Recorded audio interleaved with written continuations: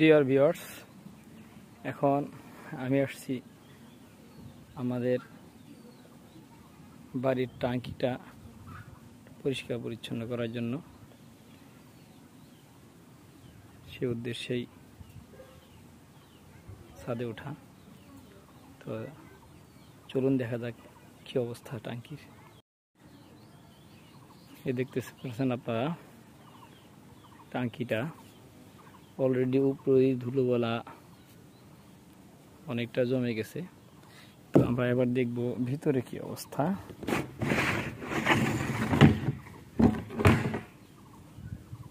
ও মাই god,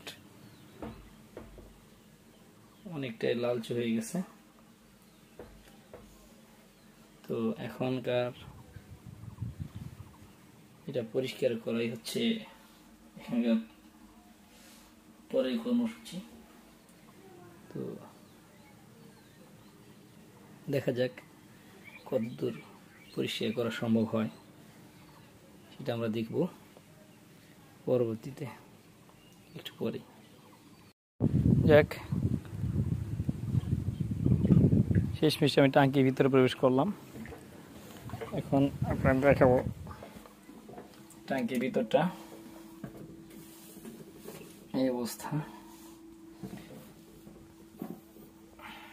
এটাকে এখন পরিষ্কার পরিচ্ছন্ন করতে হবে।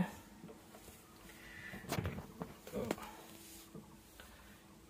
এখনই ওয়াশিং এর কাজটা শুরু হয়ে যাবে আর কি।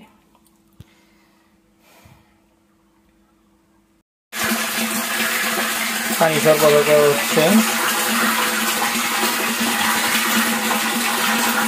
পরিষ্কার ট্যাঙ্কিতে পরিষ্কার পানি সরবরাহ হচ্ছে। এ পর্যায়ে আমরা এবার ঢাকনাটা আগে লাগিয়ে নিব। ঢাকনাটা আগে ধুয়ে পরিষ্কার করে রাখা হয়েছিল, এখন শুধু লাগানোর পালা।